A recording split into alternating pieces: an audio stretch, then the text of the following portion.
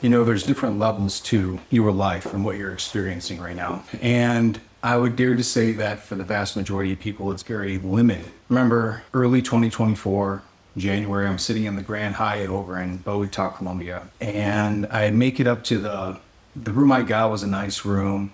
Of course, it's in Colombia. The rates were actually pretty cheap, considering it was a massive chain hotel. And I was up in this executive suite, which got me access to this executive lounge. I went in the executive lounge, and everything there was so much better than anything else that I had ever experienced at that same type of place. So let me explain what I mean. The cappuccino was decadent, frothy, smooth, delicious, flavorful, exuberant. It was a literal experience that was unexpected. Out of the perfect style cup, with the perfect style view, the dates. I've had many dates in my life. The fruit, dried out fruit. These were softer and had more of a luscious texture than any other dates that I had ever had before. Now, keep in mind, I'm not going into this executive VIP conference room suite, whatever this thing was, lounge, with the mindset of, well, everything's going to be so much better. I'm just going up there because I got to do work, and that's the best place to get work done outside of the room where I'll probably be lazy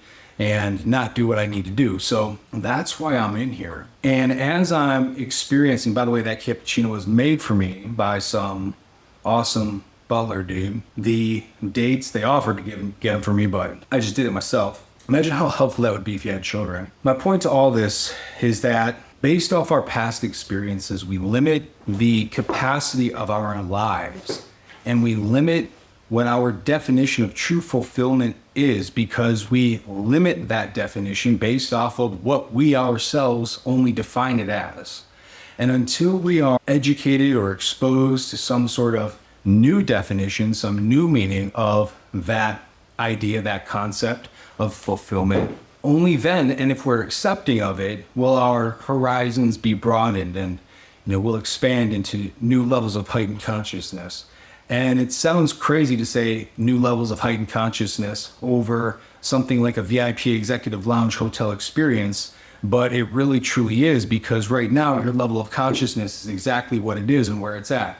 But when you're open and receptive to other ideas and people's experiences and perspectives, and you truly take it in, and then on top of it, start to believe that that's out there because of the conversation you're having with that elevates or opens up that level of consciousness that you now currently have, because what you didn't even think was possible before, decadent cappuccinos and soft, plush, flavorful dates, you didn't even know that existed before. But now that you do know that exists based off either this person's story or your experience or something that you read about or whatever it is, YouTube, now that opens up your mind to the possibility of it being a real thing and happening. And that's what I mean when I say that there are different levels to life. And I would bet money that the vast majority of people in this world, and even including myself, by the way, still to this day, even knowing what I know and teaching and preaching what I teach and preach, I still have my own limiting beliefs. That's the whole point of me talking about this stuff, is that there's so much more out there that I am just unaware of. There's different levels, there's different dimensions to this game of life, this thing that we call this experience, we call life. And until you actually become conscious of the things that are out there, you cannot possibly have that expanded or heightened level of consciousness. You can't, because you just don't know what you don't know. And that usually influences how we spend our daily life physically and the experiences we have, which means that you never actually get to go to a place like Bogota, Colombia, say, fuck it, throw down the money, get an executive suite, just to do it because it's a really good price and deal. And you know what, why not?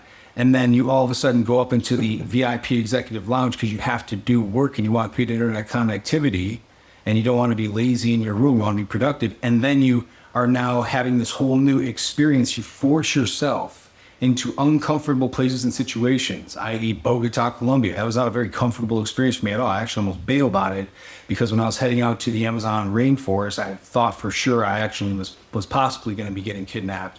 But that's a story for another time, before I did ayahuasca, the hair of Jesus. I encourage you, we need more positive experiences in our life right now. It's October 2025, and it's just like, holy shit, when is this madness going to stop? Is it ever going to stop? I don't think that it is now. I think it's just a way of life. And that is not good. That's a lot of stress. That's a lot of negativity constantly pouring down. And it's only a matter of time, a generation or two, where we now have more bad than good in this world. And we really, truly become self-destructive. But I do believe good triumphs over evil. That's another story for another time. I encourage people, in order to expand and broaden your horizons, truly your consciousness of what's possible and what's out there in this world, put yourself in uncomfortable situations. And you know what? If it's going to be stupid and a waste of time, then whatever, just still do it anyways, because that's you talking yourself out of doing the thing that right now we're making this agreement for you to do, to partake upon. And so even if you show up and it's dumb and a waste of time, it really isn't a waste of time, because you now have taken the action, which is the most important thing ever in life for attaining things that you want, living the life of fulfillment that you want, experience. And you've already taken the action step to put yourself in that uncomfortable situation and position, which means that now the anterior cingulate portion of your brain, which is directly correlated with willpower and your ability and willingness to do things, hard things that you don't want to do at a conscious or even subconscious primitive level, but you force yourself to do it anyways, that begins to grow in activity. And when that grows and is strong in activity, the next time you do it won't be as hard. In fact, you actually have to do something slightly more uncomfortable just to continue that rate of growth within the brain. And so you're pushing yourself without even knowing it, going to these stupid events that you declared to be a waste of time. You're faltering the opportunity to gain that growth because your mindset is not focused on the positive and what it is that you're there to do and change. You're faltering because now you're associating the very thing that you need in life to create new horizons and broaden your horizons. You're taking that and you're wiring your brain to say, I don't like that. That's stupid. It's dumb. It's a waste of time. Solidifying that neural network in your brain, which is then therefore associated with immediate gratification and just moving away from pain and displeasure. And so the very thing that you need to grow, to push yourself to new horizons, to open your consciousness and the experiences that you have in your life, and to truly expand upon your own fulfillment, the fulfillment of people around you in this life. You're associating that, you're wiring your brain to say, that's a stupid thing. I don't need that growth. Which then therefore, once it's wired, once it's programmed into your subconscious, now you're literally avoiding at a subconscious level, which means that you're not even thinking about it whatsoever. It's habitual.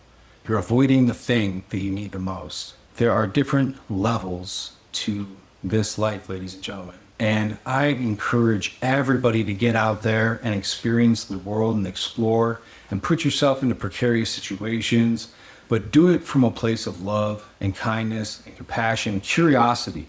The word curiosity that's been my word for 2025.